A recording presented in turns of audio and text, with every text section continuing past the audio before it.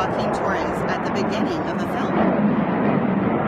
Where do we find Joaquin Torres at the beginning of the film? You find him a couple years from when we last saw him on Falcon and Winter Soldier, and you see him as eager as before, a little bit more well established within his dynamic with Sam.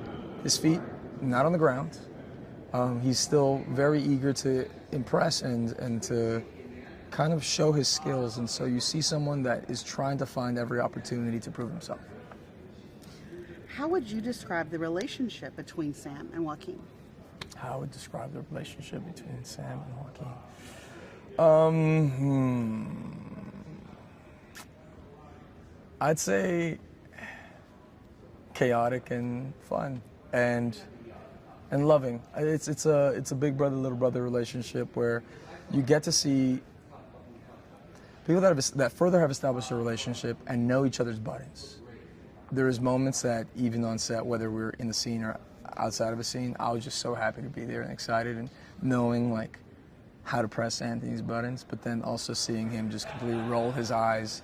But like it's a really fun dynamic that I think we're both weirdly very similar and very different at the same time, and the similarities and differences have like honestly helped us like form a really awesome bond. And he's now giving me real estate advice, and so it's I look up to him, and I think he's fully a Renaissance man, from being a phenomenal actor and craftsman to everything he does outside. You kind of touched on this already, but what was it like working with Anthony Mackie on his first film as Captain America? What it was like working with Anthony Mackie.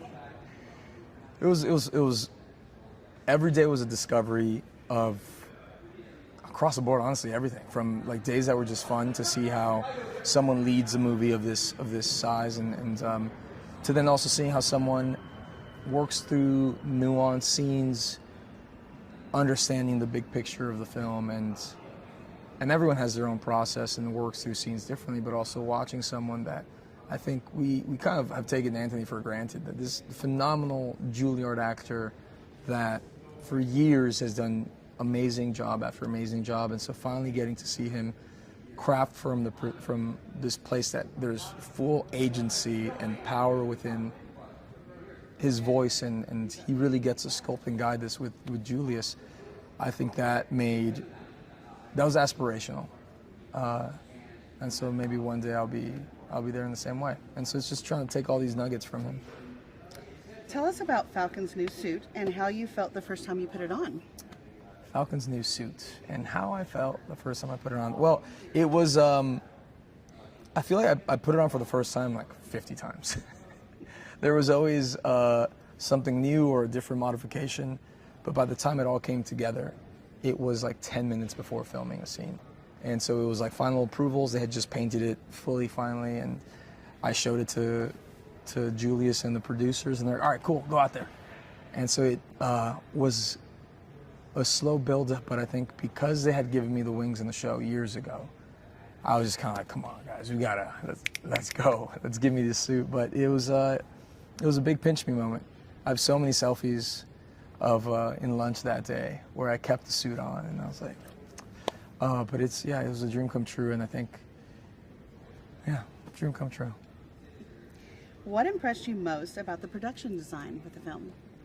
The art design was phenomenal, like top down. But there was this one place, and it might be in the trailer actually, but the attention to absolute detail in places that you're never even going to see in the movie, that like the tile outside in the second room that's not even shown, from the documents that are in some of these places. There's like every square millimeter was thought of, and I just remember thinking, I'm like, this is like, they should never take this down and move this into the MoMA, because it's some of the most attention to detail of a place that exists in the studio. I was blown away. Tell us about wire work that you did for the flight scenes, and how was that involved? What was involved with that? Wire work.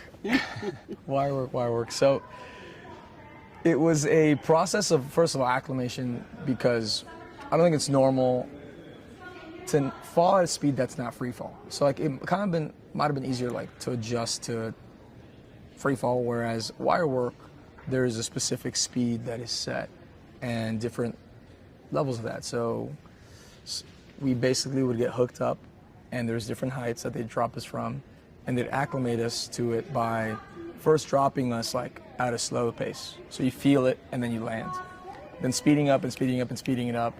So by the time that we are shooting on the day, we get to do it as high as possible, as fast as possible, and really be flung in there. And so there's this one scene, spoilers, but there's this one scene where it all comes together and different departments just like, and it'll, in the film, it'll feel like such a subtle moment, but it was a layered stunt that I think I was blown away by how we were able to pull that off. But it's all because of the amount of wire work we do.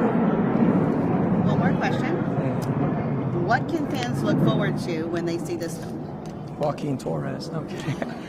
Fans can look forward to when they see this film is, I think it's taking them back to the Marvel that got us all addicted, right? It's capturing magic in a bottle. It is being able to ground something to a world that is similar to ours, but is also outside of ours. And when you're able to justify and then build out from there, from watching a Red Hulk to Captain America and Falcon taken to the skies, you lean forward and you're completely absorbed and you suspend disbelief, and there's a moment where you realize just like movie magic and how it comes together. And I hope we captured it, and I hope that when people go to the theaters and they watch this, they walk away with that same feeling, because it really, through Julius's leadership, we were able to, I think, accomplish a really amazing thriller that is action-packed and filled with emotion and heart. And so, yeah, enjoy.